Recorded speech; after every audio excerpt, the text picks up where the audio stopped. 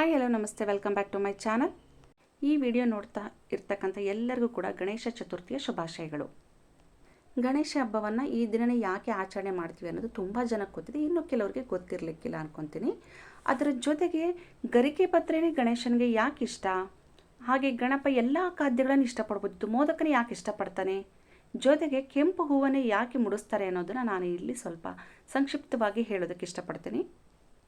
ಅದಕ್ಕೂ ಮೊದಲು ಯಾರೆಲ್ಲ ನನ್ನ ಚಾನಲ್ನ ಸಬ್ಸ್ಕ್ರೈಬ್ ಮಾಡದೆ ನೋಡ್ತಾ ಇದ್ದೀರಿ, ಪ್ಲೀಸ್ ಸಬ್ಸ್ಕ್ರೈಬ್ ಮಾಡ್ಕೊಂಡು ನೋಡಿ. ಹಾಗೆ ಪಕ್ಕದಲ್ಲಿರೋ ಬೆಲ್ಲಕ್ಕನ್ನು ಪ್ರೆಸ್ ಮಾಡಿ ಆಲ್ ಅಂತ ಕೊಡಿ, ಆಗ ನಾನು ಹಾಕೋ ಎಲ್ಲ ವೀಡಿಯೋಸ್ ನೋಟಿಫಿಕೇಷನ್ ಕೂಡ ನಿಮಗೆ ಬಂದು ರೀಚ್ ಆಗುತ್ತೆ.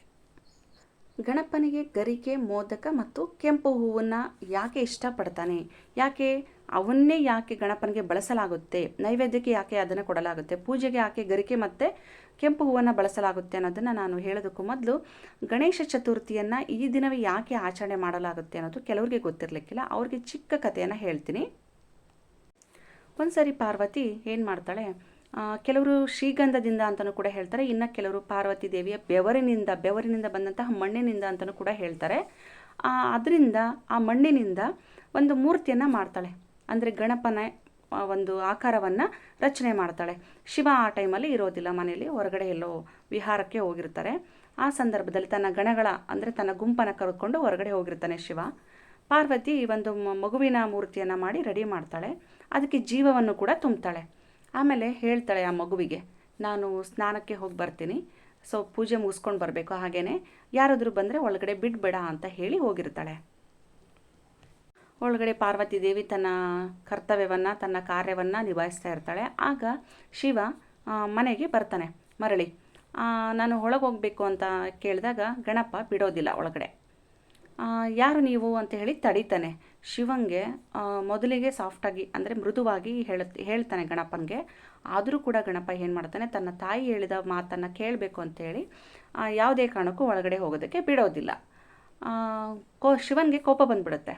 ಆವಾಗ ಏನು ಮಾಡ್ತಾನೆ, ಗಣಪ ತುಂಬ ಹಠ ಮಾಡಿದಾಗ, ಕೇಳದೇ ಇದ್ದಾಗ ಶಿರಚ್ಛೇದನವನ್ನು ಮಾಡಿಬಿಡ್ತಾನೆ ಶಿವ. ಆ ಒಂದು ಸಂದರ್ಭದಲ್ಲಿ ಪಾರ್ವತಿ ಹೊರಗಡೆ ಬರ್ತಾಳೆ. ಬಂದು ಆ ದೃಶ್ಯವನ್ನು ನೋಡಿಬಿಟ್ಟು ತುಂಬ ಗೋಳಾಡಿ ಅಳ್ತಾ ಇರ್ತಾಳೆ. ಇಲ್ಲ, ನನಗೆ ನನ್ನ ಮಗ ಬೇಕು, ನನಗೆ ತಂದು ಕೊಡಿ ಅಂತ ಎಲ್ಲ ಕೇಳಿದಾಗ ಶಿವ ಯೋಚನೆ ಮಾಡಿಬಿಟ್ಟು ತನ್ನ ಗಣಗಳಿಗೆ, ತನ್ನ ಗುಂಪಿನವರಿಗೆ ಹೇಳ್ತಾನೆ, ಉತ್ತರ ದಿಕ್ಕಿಗೆ ಹೋಗಿ ಅಲ್ಲಿ ಯಾವ ಪ್ರಾಣಿ ಮಲಗಿರುತ್ತೋ ಅದರ ಒಂದು ಶಿರವನ್ನು ತಗೊಂಡು ಬನ್ನಿ ಅಂತ ಹೇಳಿ ಕಳಿಸ್ತಾನೆ. ಶಿವನ ಮಾತಿನಂತೆಯೇ ಆ ಗಣಗಳೆಲ್ಲರೂ ಸಹ ಸೇರಿಬಿಟ್ಟು ಹೋಗಿ ನೋಡಿದಾಗ ಆನೆ ಮಲಗಿರುತ್ತೆ. ಆನೆಯ ಶಿರವನ್ನು ತಗೊಂಡು ಬಂದು ಶಿವನಿಗೆ ಕೊಡ್ತಾರೆ. ಶಿವ ಈ ಗಣಪನ ಕಳೆ ಬರಹಕ್ಕೆ, ದೇಹಕ್ಕೆ ಆ ಒಂದು ಶಿರವನ್ನು ಜೋಡಣೆ ಮಾಡಿ ಜೀವವನ್ನು ತುಂಬ್ತಾನೆ. ಗಣಪನಿಗೆ ಜೀವವನ್ನು ತುಂಬಿದ ದಿನ ಯಾವುದಾಗಿರುತ್ತೆ, ಭಾದ್ರಪದ ಶುಕ್ಲದ ಚೌತಿ ಆಗಿರುತ್ತೆ. ಜೊತೆಗೆ ಗಣಪತಿ ಅಂತ ಯಾಕೆ ಕರೀತಾರಂದರೆ, ಶಿವನ ಗಣಗಳೇನಿದ್ರಲ್ಲ ಗುಂಪಿನವರು ಅವರೆಲ್ಲರೂ ಸೇರಿಬಿಟ್ಟು ಹೋಗಿ ಶಿರವನ್ನು ತೊಗೊಂಬಂದಿರ್ತಾರಲ್ವ, ಅದಕ್ಕೆ ಗಣಪತಿ ಅಂದರೆ ಅಧಿಪತಿ, ಯಜಮಾನ, ನಾಯಕ ಅನ್ನೋದನ್ನು ಸೂಚನೆ ಮಾಡುತ್ತೆ. ಎರಡನ್ನೂ ಸೇರಿಬಿಟ್ಟು ಗಣಪತಿ ಅಂತ ಹೇಳಿ ನಾಮಕರಣವನ್ನು ಮಾಡ್ತಾರೆ. ಈ ಒಂದು ದಿನದ ನೆನಪಿಗಾಗಿ ನಾವು ಪ್ರತಿ ವರ್ಷ ಭಾದ್ರಪದ ಶುಕ್ಲದ ಚೌತಿಯಂದೇ ಗಣೇಶನ ಹಬ್ಬವನ್ನು ವಿಜೃಂಭಣೆಯಿಂದ ಆಚರಣೆ ಮಾಡ್ತಾ ಇದ್ದೀವಿ.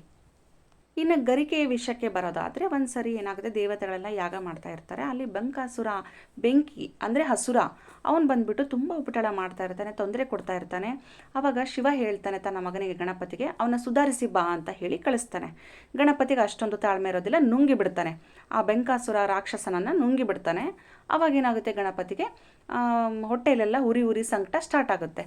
ಆ ಒಂದು ಉರಿಯನ್ನು ತಡಿಲಾರದೆ ಅಲ್ಲಿರ್ತಕ್ಕಂಥ ಹುಲ್ಲನ್ನು ಚೆನ್ನಾಗಿ ತಿಂದುಬಿಡ್ತಾನೆ ಗಣಪತಿ. ಆವಾಗ ಸ್ವಲ್ಪ ಶಮನ ಆಗುತ್ತೆ. ಇನ್ನೂ ಬೇಕು ಅನ್ನಿಸ್ದಾಗ ಅಲ್ಲಿರೋರು, ಆ ಗಣಗಳು, ಆ ಗುಂಪಿನವರೆಲ್ಲ ಸೇರಿಬಿಟ್ಟು ಗರಿಕೆ ಪತ್ರೆಯನ್ನು ಜಾಲಿ ಸಿಗ್ತಾ ಇದ್ದದ್ದೇ ಗರಿಕೆ ಪತ್ರೆ, ಅದು ಬಿಟ್ಟರೆ ಬೇರೆ ಏನೂ ಸಿಗ್ತಾ ಇರಲ್ಲ. ಹಾಗಾಗಿ ಆ ಹುಲ್ಲನ್ನು ತೊಗೊಂಬಂದು ಗಣಪನಿಗೆ ಕೊಡ್ತಾರೆ. ಹಾಗಾಗಿ ಗಣಪನಿಗೆ ಗರಿಕೆ ಪತ್ರೆಯನ್ನು ಕೊಡೋದ್ರಿಂದ ಸಂತೃಪ್ತನಾಗ್ತಾನೆ, ನೆಮ್ಮದಿಯಿಂದ ಸಂತುಷ್ಟನಾಗಿ ನಮಗೆ ಯಾವುದೇ ಕೋರಿಕೆಗಳಿದ್ದರೂ ಕೂಡ ನೆರವೇರಿಸ್ತಾನೆ ಅನ್ನೋದು ಒಂದು ವಾಡಿಕೆ ಇದೆ. ಇನ್ನು ಮೋದಕನೇ ಯಾಕೆ ಇಷ್ಟಪಡಬೇಕು, ತುಂಬ ಸ್ವೀಟ್ಸ್ಗಳಿದಾವಲ್ವಾ. ಈಗ ಉದಾಹರಣೆಗೆ ಜಾಮೂನ್ ಇರ್ಬೋದು, ಹೋಳಿಗೆ, ಏನೇ ಒಂದು ನಾವು ನೆನೆಸ್ಕೊಂಡಾಗ ಇದನ್ನೆಲ್ಲ ನೈವೇದ್ಯವಾಗಿ ಕೊಡಬಹುದಿತ್ತು. ಯಾಕೆ ಗಣಪನಿಗೆ ಮೋದಕನೇ ಇಷ್ಟ ಅಂತ ಕೆಲವರು ಕೇಳ್ತಾರೆ. ನನಗೂ ಸಹ ಗೊತ್ತಿರಲಿಲ್ಲ. ನನಗೆ ಅರ್ಚಕರು ಹೇಳಿದ್ದು, ಗಣಪತಿ ದೇವಸ್ಥಾನದಲ್ಲಿ ಮೋದಕನಿಗೆ ಸಿಂಪಲ್ಲಾಗಿ ಮಾಡ್ತಕ್ಕಂಥ ಗೋಧಿ ಕಾಮನ್ ಆಗಿ ಎಲ್ಲರಿಗೂ ಕೈಗೆಟುಕುವಂತಹ ವಸ್ತು. ಹಾಗೆ ಮೋದಕದಲ್ಲಿ ಬಳಸುವಂತಹ ಎಲ್ಲ ಪದಾರ್ಥಗಳು ಕೂಡ ಸುಲಭವಾಗಿ ಎಲ್ಲ ಜನಸಾಮಾನ್ಯರಿಗೂ ಕೂಡ ಸಿಗುತ್ತೆ. ಹಾಗಾಗಿ ನನ್ನ ನೈವೇದ್ಯಕ್ಕೆ ಬಳಸೋದಾದರೆ ಮೋದಕನೇ ಎಲ್ಲರೂ ಕೂಡ ನೈವೇದ್ಯ ಮಾಡಲಿ ಅಂತ ಹೇಳಿ ಗಣಪನ ಇಚ್ಛೆಯಂತೆ. ಅದರ ಜೊತೆಗೆ ಕೆಂಪು ಹೂವು, ಈ ಕೆಂಪು ಹೂವಿಗೆ ಬರೋದಾದರೆ ನಾನು ಕೆಂಪು ದಾಸವಾಳ ಮಾತ್ರ ಅಂತ ಅಂದ್ಕೊಂಡಿದ್ದೆ. ಆದರೆ ಅರ್ಚಕರು ಹೇಳಿದರು ಕೆಂಪಾಗಿರ್ತಕ್ಕಂಥ ಯಾವುದೇ ಹೂವು ಕೂಡ ಗಣಪನಿಗೆ ಶ್ರೇಷ್ಠ ಅಂತ ಹೇಳಿದರು. ಯಾಕೆ ಅಂತ ಕೇಳಿದಾಗ, ನೋಡಿ ಆ ಒಂದು ಮೂರ್ತಿಯಲ್ಲಿ ಕೆಂಪು ಹೂವನ್ನ ಇಟ್ಟಾಗ ಪ್ರತಿಯೊಬ್ಬ ಭಕ್ತಾದಿಗಳ ಒಂದು ಮನಸ್ಸು ಕೂಡ ಆ ಹೂವಿನ ಕಡೆ ಕೇಂದ್ರೀಕೃತವಾಗುತ್ತೆ. ಆಗ ಗಣಪನ ಕಡೆ ಗಮನ ಹರಿಸಿ ಪ್ರಾರ್ಥನೆ ಮಾಡ್ತಾರೆ. ಅವರ ಇಷ್ಟಾರ್ಥಗಳು ಈಡೇರೋದಕ್ಕೆ ಆ ಕೆಂಪು ಹೂವು ಜಾಸ್ತಿ ಪ್ರೋತ್ಸಾಹ ಕೊಡುತ್ತೆ ಅಂತ ಹೇಳಿದರು. ಕೆಂಪು ಹೂವಿನ ಬಗ್ಗೆ ನನಗೆ ಮಾಹಿತಿಯನ್ನು ಅರ್ಚಕರು ಹೇಳಿದಾಗ ತುಂಬ ಇಷ್ಟ ಆಯಿತು. ಅದು ಎಲ್ಲರ ಗಮನವನ್ನು ಆ ಮೂರ್ತಿ ಕಡೆ ಕೇಂದ್ರೀಕರಿಸಿ ನಾವು ಪ್ರಾರ್ಥನೆ ಮಾಡಿದಾಗ ದೇವರಿಗೆ ಸಲ್ಲುತ್ತೆ. ಅವರ ಇಷ್ಟಾರ್ಥಗಳನ್ನು ಈಡೇರಿಸೋದಕ್ಕೆ ಸಹಾಯ ಮಾಡುವಂತಹ ಬಣ್ಣ ಇದು ಅಂತ ಹೇಳಿದ್ದು ತುಂಬ ಇಷ್ಟ ಆಯಿತು. ಖಂಡಿತವಾಗ್ಲೂ ಈ ಮಾಹಿತಿ ನನಗೆ ನಿಜವಾಗ್ಲೂ ಗೊತ್ತೇ ಇರಲಿಲ್ಲ. ಯಾವುದೇ ವಿಚಾರ ಆದರೂ ಅಷ್ಟೇ, ನಾವು ತಿಳಿತಾ ಹೋದಾಗಲೇ ಹೊಸ ವಿಚಾರಗಳು ನಮಗೆ ಗೊತ್ತಾಗ್ತಾ ಹೋಗ್ತಾ ಇರುತ್ತೆ. ಸೊ ಅದನ್ನು ನೋಡಿದಾಗ ನಾವು ಎಷ್ಟೊಂದು ತಿಳ್ಕೊಳ್ಳೋದಿದೆಯಲ್ಲ, ಇಷ್ಟೇ ನಮಗೆ ಗೊತ್ತಿರೋದು ಅನ್ನೋ ಫೀಲ್ ಕೂಡ ಆಗ್ತಾ ಇರುತ್ತೆ. ನಿಮಗೆ ಈ ಮಾಹಿತಿ ಇಷ್ಟ ಆಗಿದ್ದರೆ ಲೈಕ್ ಮಾಡಿ, ಶೇರ್ ಮಾಡಿ. ಹಾಗೆಯೇ ನನ್ನ ಚಾನಲ್ನ ಸಬ್ಸ್ಕ್ರೈಬ್ ಮಾಡದೆ ನೋಡ್ತಾ ಇದ್ದರೆ ಪ್ಲೀಸ್ ಸಬ್ಸ್ಕ್ರೈಬ್ ಮಾಡ್ಕೊಂಡು ನೋಡಿ. Thank you for watching. ಮತ್ತೊಂದು ವಿಡಿಯೋದೊಂದಿಗೆ ಸಿಗ್ತೀನಿ. ಅಲ್ಲಿವರೆಗೂ ನಮಸ್ಕಾರ.